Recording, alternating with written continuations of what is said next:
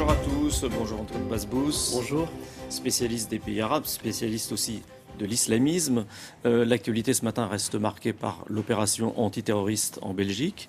Est-ce que, après ce qui s'est passé à Paris, après les attentats de Paris, ça montre qu'il y a une volonté des djihadistes de semer la terreur en Europe? Il y a une métastase du phénomène djihadiste et takfiriste qui remonte avec les années de l'Afghanistan jusqu'aux pays du Golfe, Syrie, Irak, maintenant l'Europe. Ça a déjà frappé à New York, à Madrid, à Londres, puis maintenant à Paris. Et puis ça fait des émules. Et avec le retentissement médiatique et diplomatique qu'ont eu les attentats terroristes de Paris, les autres djihadistes veulent passer à l'action. Est-ce qu'il y a une volonté de la part des djihadistes de créer quelque chose en Europe? Écoutez, j'ai été nommé... Au-delà des attentats. J'ai été nommé expert dans un procès qui s'est passé à Rotterdam il y a 12 ans. J'ai examiné les documents des islamistes. Ils voulaient quoi? Ils voulaient un émirat ou des émirats islamiques au cœur des villes européennes, là où il y a une masse partisane.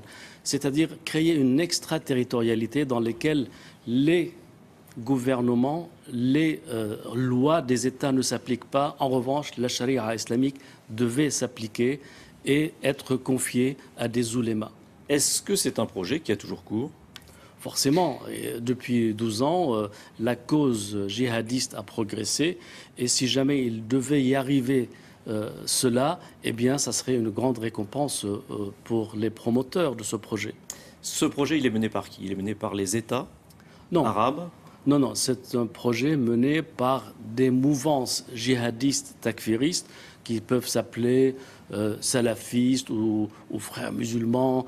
Donc c'est toute la mouvance djihadiste qui ne veut pas, qui veut s'installer en Occident, mais qui ne partage pas les valeurs de l'Occident, qui cherche à créer une extraterritorialité. Heureusement que ces gens sont extrêmement minoritaires et ne représentent pas la masse, mais ils sont envoyés, financés, aidés, soutenus par des idéologues et par des financements. On parlait des États arabes. Si on regarde le nom des chefs des États arabes, ça a aussi une signification. Oui, c'est-à-dire que en Occident, on se moque du Christ, on se moque du pape, des présidents, on peut tout caricaturer. En revanche, quand vous regardez les noms, les prénoms des chefs d'État arabes ou de gouvernement, il y a une vingtaine au moins dont le prénom commence par Abd, Abdelaziz, Abdallah, ainsi de suite. Abd, ça veut dire quoi? Ça veut dire esclave de Dieu, esclave du Tout-Puissant. Donc il y a une sanctuarisation du prophète chez les musulmans que les Occidentaux n'ont pas non plus, en tout cas au moins en France. La Révolution française ne s'est pas passée dans d'autres capitales des pays arabes. Donc leur prophète, ils veulent le sanctuariser. C'est ce qui explique que, par exemple, Charlie Hebdo, ce que fait Charlie Hebdo ne peut pas être compris dans ces pays?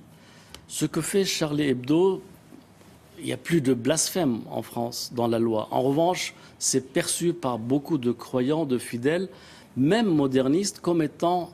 On se moque de leurs prophètes, de leur religion, même s'ils ne sont pas forcément croyants.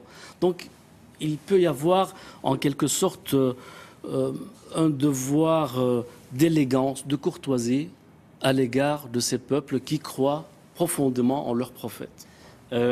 Si on regarde comment Charlie Hebdo a été accueilli, justement, dans les pays arabes, on s'aperçoit qu'il y a un trouble. Le roi de Jordanie, qui était dimanche à Paris, dit par exemple que c'est irresponsable. Est-ce qu'il regrette, finalement, ces dirigeants, d'être venus à Paris?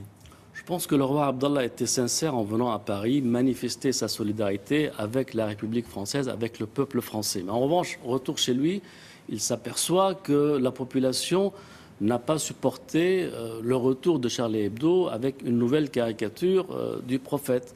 Et donc, voilà, il y a un peu de schizophrénie.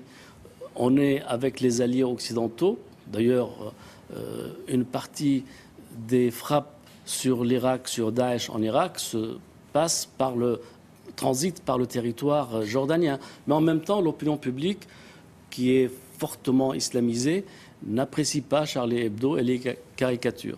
Est-ce que justement les attentats qui sont perpétrés en Europe sont une réponse de Daesh, de l'État islamique, à la guerre que mènent les Occidentaux là-bas, aux opérations militaires, aériennes menées là-bas?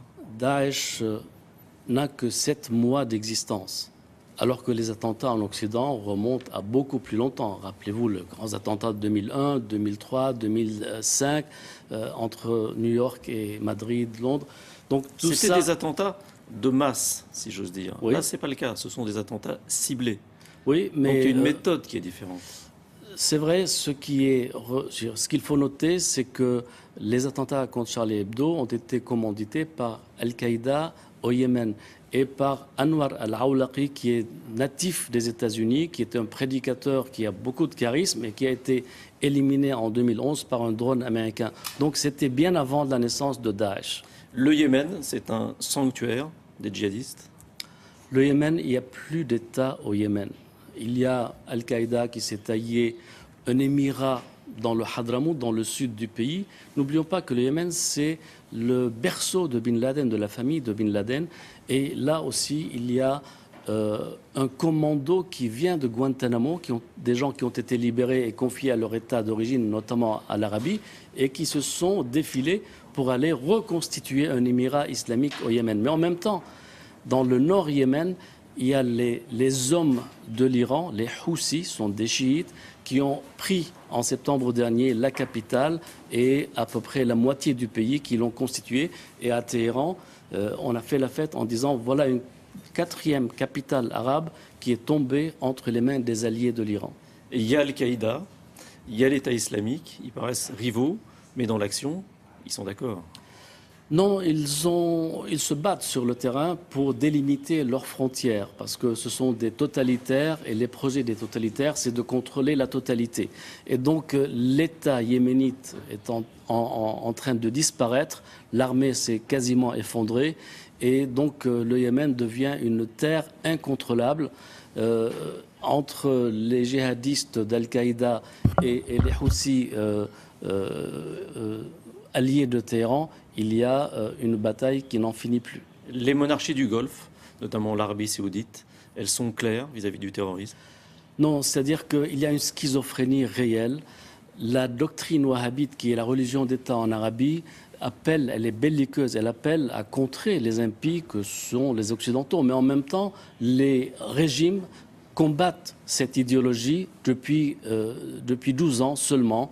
Et donc, il y a une schizophrénie. Ils ne sont pas clairs avec leur propre peuple. Merci, Antoine Pasbous. William, merci messieurs, oui. La météo matin avec Nathalie Riouet. L'hiver, ça arrive l'hiver.